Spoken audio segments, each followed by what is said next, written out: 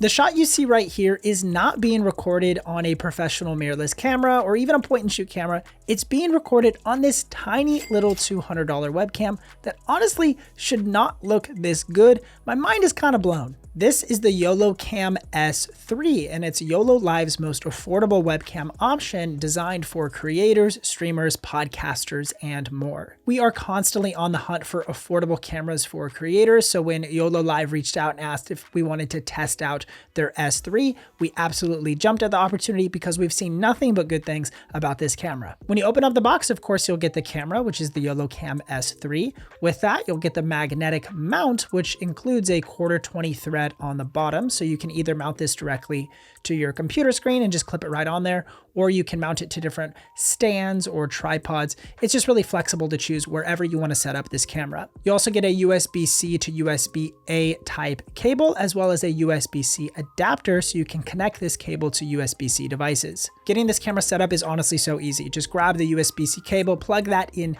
to the camera, and then run the other end directly into your computer and use that little adapter if your computer needs it. Then you could download the YoloLiv Composer app, which is going to unlock some additional functionality for this camera, which I do recommend downloading, but it's not always necessary, and you do get pretty great image quality straight out of the box if you don't want to use that app. Then you'll just open up your recording or streaming software of choice on your computer. In my case, I like to record directly onto OBS, which is a free software that allows you to record and stream from your computer. Then you'll just select the YoloCam S3 as your video source, and you should be able to see your image and you're good to go. Now, right away, when you plug in this camera, you'll see it's a massive improvement over whatever internal webcam your computer currently has. So I'll show you a couple side-by-sides of my MacBook Pro's internal webcam at this same setup, and then bouncing back and forth between the YoloLiv webcam. So you can see this, the S3 looks incredible. There's some depth of field because of the really large sensor. This camera has a 1/1.3 inch sensor, which is one of the biggest size sensor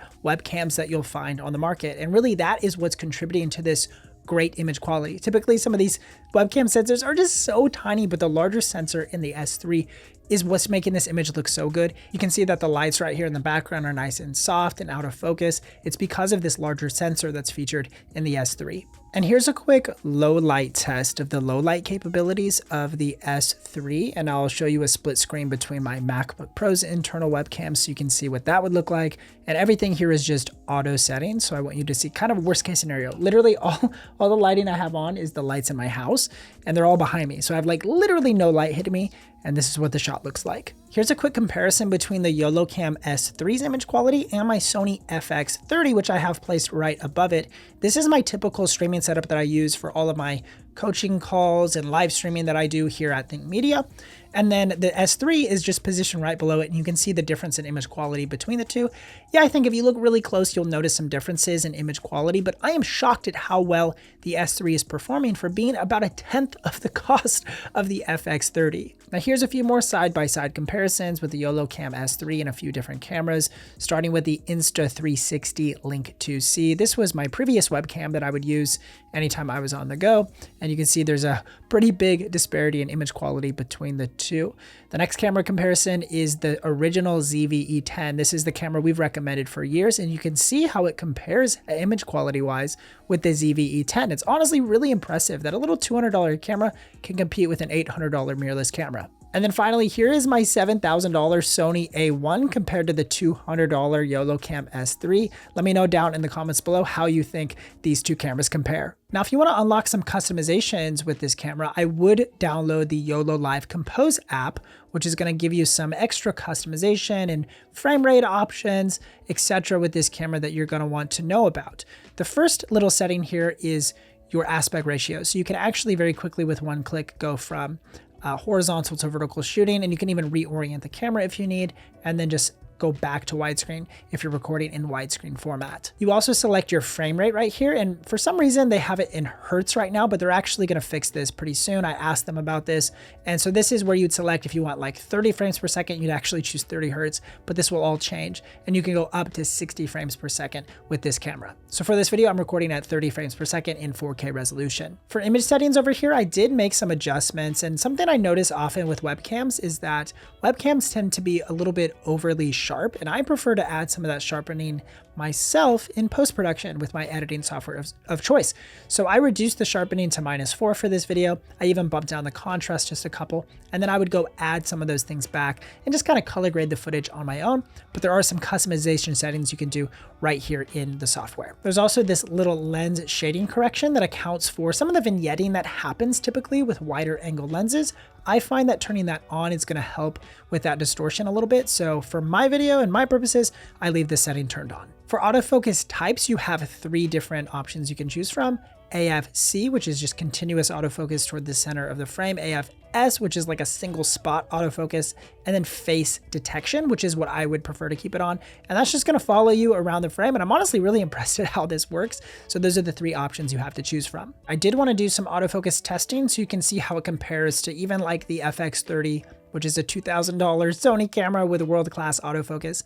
And you can see right here, as I do some side-by-sides, I'm really impressed with how the YoloLiv is able to keep me in focus even as I move around the frame in a bunch of different ways. And then you can actually see as I pop something into the frame, it will snag onto that, move it even closer. It does do a pretty good job at focusing on things that are closer to the camera, and then you just give it a second, it'll pop right back to you as the main subject to be in focus. You can recompose your framing a little bit with the zoom slider right here. So if I wanted a little bit tighter shot, like 54 millimeters, I could have a tighter shot. It goes all the way up to like, look at this, I think it's like 98 millimeters. Look at this wonderful shot of my mouth.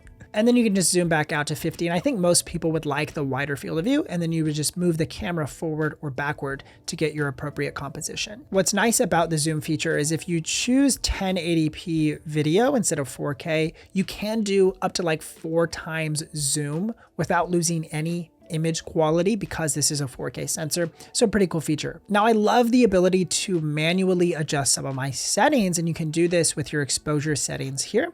I have set manually my ISO to 320 for this video, and I could go up. I could go all the way up to like, 1000, 3200 ISO, whatever I want. It actually goes higher than that too. It goes all the way up to 12,800 ISO. But I found my exposure for my scene, I'm using a key light right now, that 3200 is proper. And then for shutter speed, you always ideally want your shutter speed to be double whatever frame rate you're shooting in. So I'm shooting in 30 frames per second for this video. So I'm shooting in 1/60 shutter speed, and that gets me that appropriate motion blur. So I love that they have the ability to adjust ISO and shutter speed. And then white balance, you can automatically allow to adjust, or you can manually adjust using different settings. So right now it's like way too purple, I need to adjust it, or you can do auto and unlock. So if I unlock it, you can see it shifts around a little bit, but the easiest way to get a good white balance is to just grab something white, like a white piece of paper, or even like the YoloCam box is pure white. I can put this in the frame and just give it a second.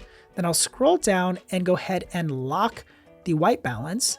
And now it's auto locked. And I think this looks really good. So if you want a quick starter, a way to get good white balance, just use a white piece of paper or a box, or even a white card. That's more of a proper way to do it. You can purchase a white card off of Amazon or a gray card and use that for your white balance. There's also a fast color correction mode available on PC systems right now, but I'm a Mac user, so I don't have access to that. But I guess in like 1 to 2 months, YoloLiv is rolling out an update for Macs where you're going to be able to have access to that feature as well. So stay tuned for that. Overall, the software is really great, and there's a lot of customization you can do to the YoloCam S3 to get the picture looking exactly how you would prefer. Another big advantage to this camera is it really is designed for 24/7 streaming possibilities. So even something like TikTok Shop live shopping experiences, sometimes creators will go live for 12, 14, 20 plus hours for creating live content, or maybe you're gaming for 8 to 10 hours, a really long stream. This camera is not going to overheat on you in those circumstances ever. Now, a few future improvements that could be made to the S3 would be first, I think for creators like myself who work with a bunch of different cameras and sometimes try to match color and everything, it'd be great if there was some just preset options for color. And like maybe there'd be like a log preset where you could just click and everything becomes more like log cinematic flat picture profile. And then I could color correct this video to make it look a little bit more like my other cameras, or maybe even just like a soft cinema preset where it looks more in line with like what S-Cinetone would look like on a Sony camera and not be too vibrant or too oversaturated. Just some quick presets I think would be pretty cool. And then the final thing that I would recommend they do with an update to this camera in the future would be to add an internal microphone, because right now there's no microphone on the S3. So if you want reference audio, even if you're just doing basic screen capture and recording, you don't have a reference mic. You always have to plug in some sort of external mic or rely on your internal computer audio, and the MacBook internal mics usually aren't that good. So I'd recommend putting in a decent reference mic in the YoloCam S3 and update in the future would be a big benefit for creators. So who's this camera designed for? I think it's really made for creators who work at a stationary location, kind of like a desk workspace or home office or a bedroom. And you're more of a stationary creator where you talk to a camera. Maybe you do product demonstrations or coaching, lots of different ways, podcasting potentially, that this camera could be utilized. But the image quality is going to look so good. It's easy to set up and it's really affordable at under $200. Now, if you need a camera that you can have handheld or take out vlogging with you, you're going to want to go with a different camera option because this is really meant for stationary work. Now, if you want to check out the YoloCam S3, we'll link it down in the description below, as well as a little code that you can use at checkout to get a discount. Now, if you want to check out another video from us here at Think Media, you can click or tap the screen right here to watch that video, and we'll see you in the next one.